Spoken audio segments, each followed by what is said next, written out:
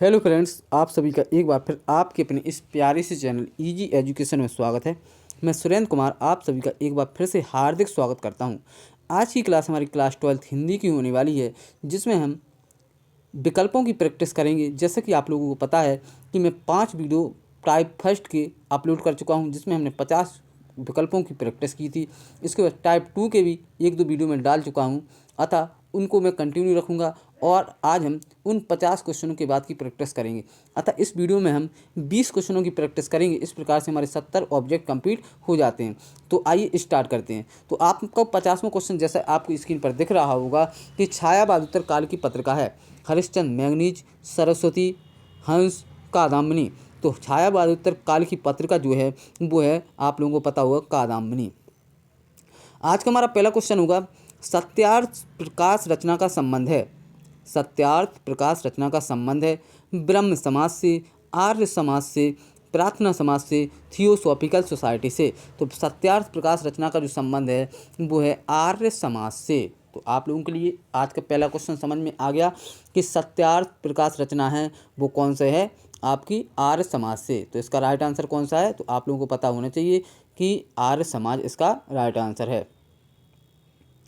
52वां question दिया है, काशी नागरी प्रतिचारणी सभा के संस्थापक हैं। या क्वेश्चन पूछ सकता है, नागरी प्रतिचारणी सभा की स्थापना की है रामचंद्र शुक्ल ने, श्याम सुंदर दास ने, बाल मुकुंद गुप्त ने, हजारी प्रसाद द्विवेदी ने। तो काशी नागरी प्रतिचारणी सभा के जो संस्थापक हैं वो हैं आपके श्याम सुंदर दास। इसका राइट आंसर कौन सा होगा, श्याम सुंदर दास इसका राइट आंसर होगा। 53वां क्वेश्चन हमारा दिया, वीर गाथा काल के कवि हैं। वीर गाथा काल के कवि हैं भूषण, केशवदास, चंद्रवरदाई, छत्रसाल। तो वीर गाथा काल के जो कवि हैं वो हैं आपके चंद्रवरदाई। तो इसका राइट आंसर कौन सा होगा, तीसरा, चंद्रवरदाई। तो वीर गाथा काल के कवि कौन से हैं, चंद्रवरदाई। अगला क्वेश्चन हमारे दोस्तों आइए स्क्रीन पर पढ़ते हैं। भारतेंदु युग के पूर्व लेखक हैं। भारतेंदु युग के पूर्व लेखक हैं सदा सुखलाल, चंद्रधर शर्मा गुलेरी, श्याम सुंदर दास, राय कृष्ण दास। तो इसका राइट आंसर है भारतेंदु युग के से पूर्व के लेखक हैं सदा सुखलाल, इसका राइट आंसर होगा। 55वां क्वेश्चन हमारा दिया, आधुनिक गद्य का जनक कहा जाता है। आधुनिक गद्य का जनक कहा जाता है रमाशंकर शुक्ल रसाल को, रामचंद्र शुक्ल को, डॉक्टर हजारी प्रसाद द्विवेदी को, भारतेंदु हरिश्चंद्र को। तो इसका राइट आंसर है भारतेंदु हरिश्चंद्र। तो आधुनिक गद्य का जनक किसे कहा जाता है, भारतेंदु हरिश्चंद्र को आधुनिक गद्य का जनक यानी पिता कहा जाता है।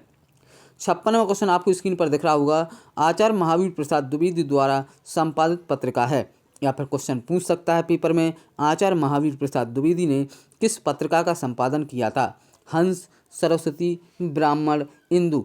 तो आचार्य महावीर प्रसाद द्विवेदी ने सरस्वती पत्रिका का संपादन किया था। तो इसका राइट आंसर कौन सा होगा, आपका सरस्वती इसका राइट आंसर होगा। एक बार क्वेश्चन देख लेते हैं, आचार्य महावीर प्रसाद द्विवेदी द्वारा संपादित पत्रिका है, या फिर आचार्य महावीर प्रसाद द्विवेदी ने किस पत्रिका का संपादन किया था। तो उसका राइट आंसर है, आप लोगों को पता होना चाहिए, सरस्वती इसका राइट आंसर होगा।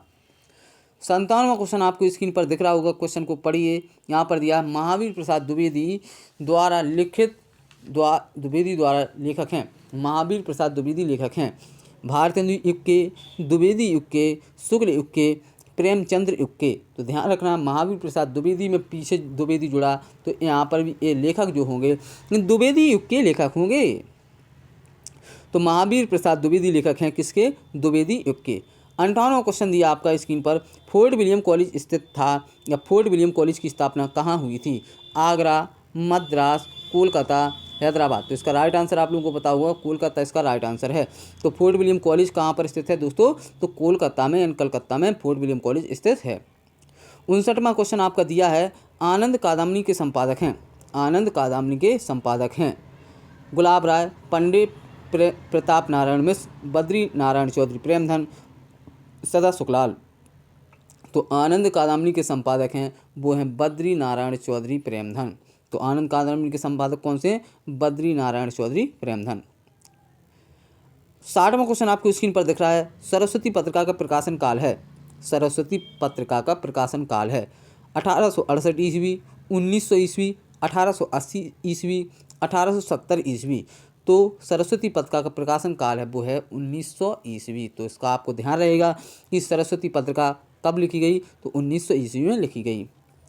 61वां क्वेश्चन आपको स्क्रीन पर दिख रहा होगा, कौन सी रचना राम वृक्ष बेनीपुरी की नहीं है? कौन सी रचना राम वृक्ष बेनीपुरी की नहीं है? पत्तों के देश, माटी की मूर्ति, गेहूं और गुलाब, पृथ्वी पुत्र। तो कौन सी रचना राम वृक्ष बेनीपुरी की नहीं है? तो पृथ्वी पुत्र राम वृक्ष बेनीपुरी की रचना नहीं है।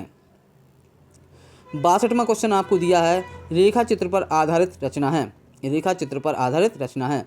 मुद्रा राक्षस, साहित्य लोचन, अतीत के चलचित्र, अंतरिक्ष की यात्रा।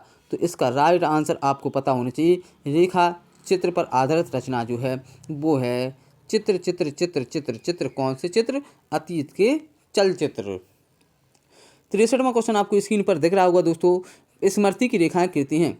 स्मृति की रेखाएं कृति हैं जयनंद कुमार की, मोहन राकेश की, महादेवी वर्मा की, राय कृष्ण दास की। तो स्मृति की रेखाएं कृति है वो किसकी है? तो वो है आपका महादेवी वर्मा, राइट आंसर है। तो स्मृति की रेखाएं कृति हैं महादेवी वर्मा की।